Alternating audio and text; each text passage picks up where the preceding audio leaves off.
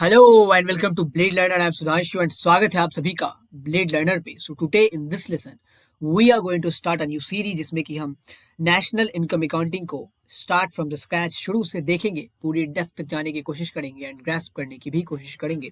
So this would be the lesson 1 and this video and the series would be very helpful for all the students who are currently in their class 12th and have economics as their one of the subjects. Now before we start this video, make sure that you hit the subscribe button, make sure that you hit the bell icon so that you will get notified whenever we upload a new video.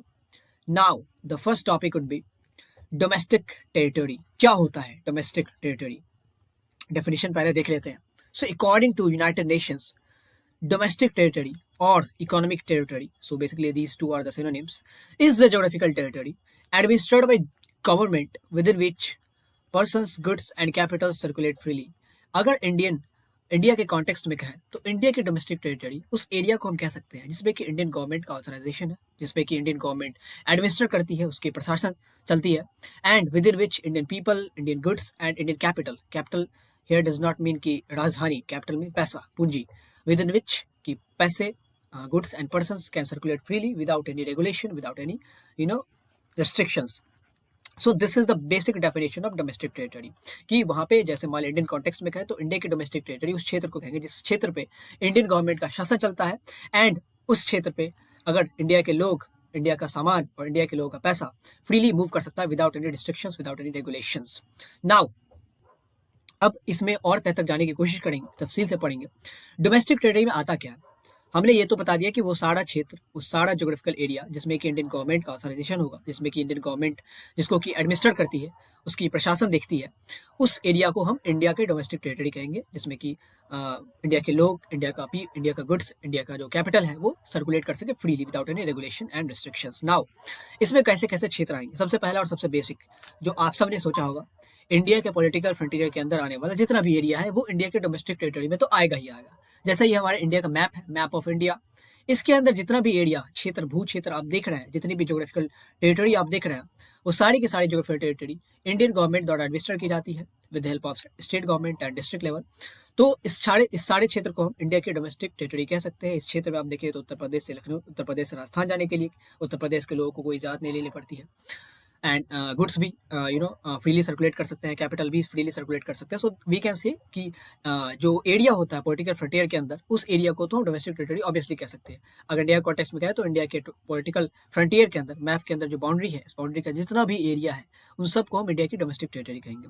Additional to this political frontier में एक और चीज़ होती है, like एक term है economic, exclusive economic zone. That means exclusive economic zone means कि ये जो इंडिया का कोस्टल बाउंड्री है, यहाँ आप देख सकते हैं गुजरात से शुरू होकर या लास्ट में एंड होता है हमारा वेस्ट बंगाल तक, तो इस क्षेत्र में, इस पूरी कोस्टल लाइन में आप देखेंगे तो कोस्टल लाइन से 12 नॉटिकल माइल्स तक, 12 nautical miles is equal to something called 22 kilometres. So इस पूरे कोस्टल लाइन के दौरान जो हमारा कोस्टल लाइन से 22 किलोमीटर तक का एरिया होता है वो भी हमारे पॉलिटिकल फ्रंटियर के अंदर आता है. This is in our political frontier, और इसको क्या कहते हैं, एक्सक्लूसिव इकोनॉमिक जोन. ये मान लीजिए वेस्ट बंगाल तक हमने बना दिया, तो ये 12 नॉटिकल माइल्स या 22 किलोमीटर तक का एरिया है, ये भी हमारे पॉलिटिकल फ्रंटियर में गिना जाएगा, एंड इसको क्या कहते हैं, EEZ, एक्सक्लूसिव इकोनॉमिक जोन. इसमें भी इंडियन गवर्नमेंट की ऑथराइजेशन है, हम यहाँ जाके कुछ भी कर सकते हैं after getting orders, after getting permissions from Indian government. अगर आप चाहें तो कोई ऑपरेशन यहाँ चला सकते हैं, माइनिंग एक्सप्लोरेशन कर सकते हैं, कुछ भी कर सकते हैं after getting authorised from Indian government. Now अगली जो चीज़ है वो क्या है, first I should erase this. Now दूसरी चीज, एक तो हमने पॉलिटिकल फ्रंटियर की बात देख ली, दूसरी चीज इंडिया के बाहर भी हमारी डोमेस्टिक टेरिटरी हो सकती है. या सही सुना आपने कि इंडिया का जो पॉलिटिकल फ्रंटियर है उसके अंदर जितनी टेरिटरी है वो तो है ही, और बाहर में भी, बाहर के भू क्षेत्रों पर भी इंडिया की डोमेस्टिक टेरिटरी हो सकती है. वो कैसे, हमारी जो एम्बेसीज या कॉन्सुलेट्स क्या होते हैं, कॉन्सुलेट्स बेसिकली एम्बेसीज का एक सबऑर्डिनेट फॉर्म है. एम्बेसीज के अंदर बहुत सारे कॉन्सुलेट्स आते हैं. तो लाइक जैसा आप देखें ये एक कॉन्सुलेट है, ये एक एम्बेसी है हमारा फॉरेन में। तो ये जो एम्बेसीज एंड कॉन्सुलेट्स होते हैं हमारे जो बाहर इंडिया की एम्बेसीज होंगी, बाहर में मान लीजिए रसिया में है या सर्बिया में है या यूरोप में है कहीं पे, या अमेरिका में है, कनाडा में है, मैक्सिको में है, वो सारी की सारी एम्बेसीज कॉन्सुलेट्स वो इंडियन गवर्नमेंट द्वारा एडमिनिस्टर की जाती है। उस पे उस देश की जैसे मान लीजिए कि अमेरिका में यूएसए के अंदर हमारी एक एम्बेसी है, तो उस पे यूनाइटेड स्टेट्स की गवर्नमेंट का कोई भी ऑथराइजेशन नहीं होगा।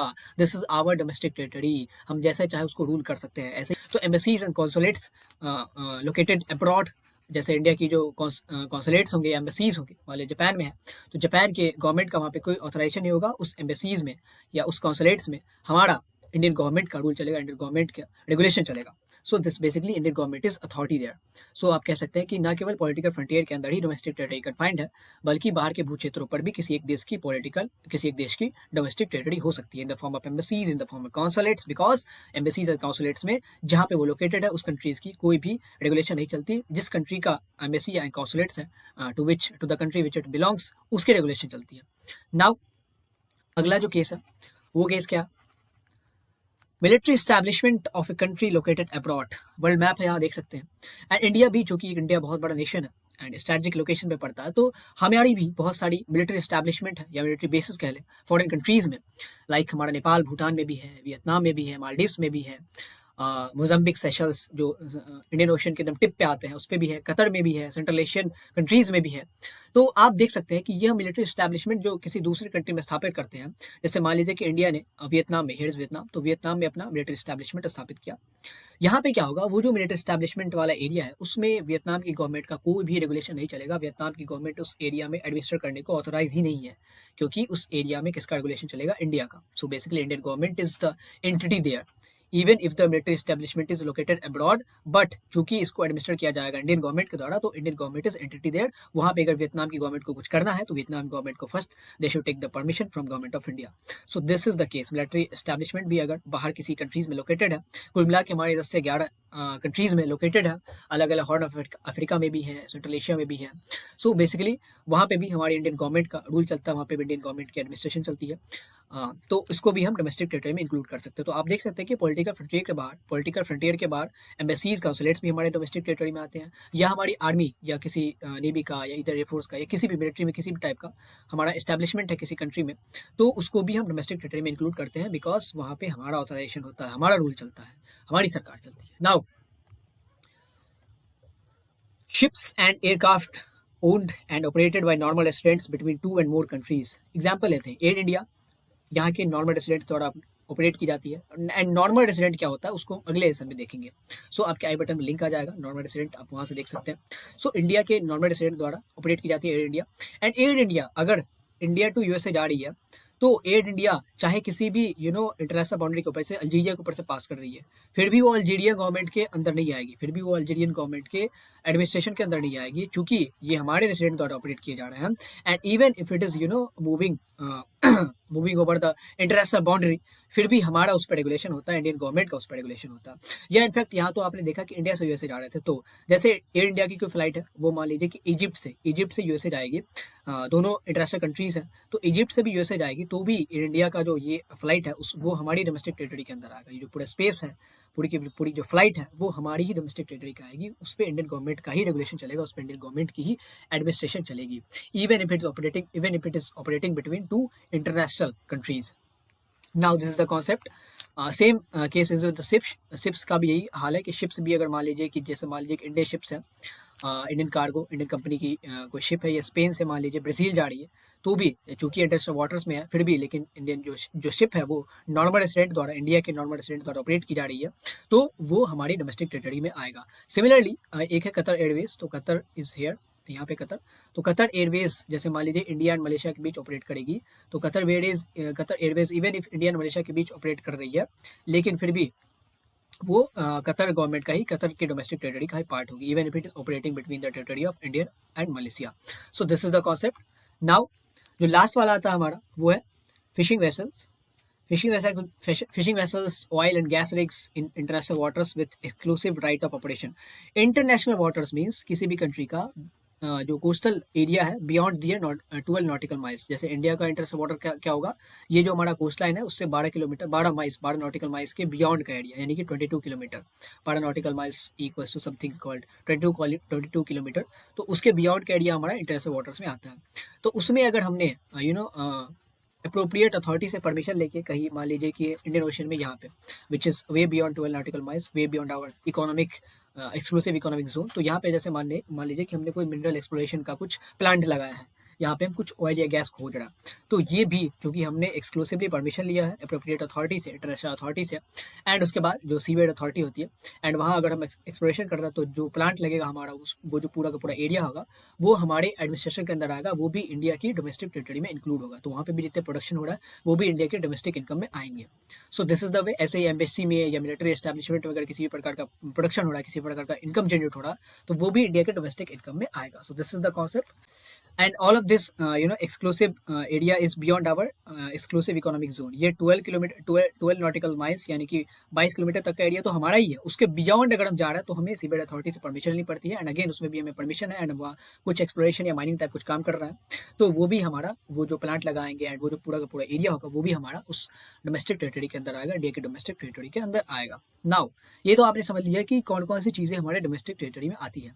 नाउ कौन कौन सी चीज़ें नहीं आती है उसको देखते हैं। Domestic territory does not include, इसमें कौन कौन सी चीज़ें नहीं आती। सबसे पहले जैसा मैंने बताया था आपको, embassies, consulates and military establishment of a foreign country. जैसे इंडिया की एम्बेसीज अगर यूएसए में है तो यूएसए, जापान या अदर कंट्रीज में है तो वो इंडिया के डोमेस्टिक टेरिटरी का पार्ट होगी।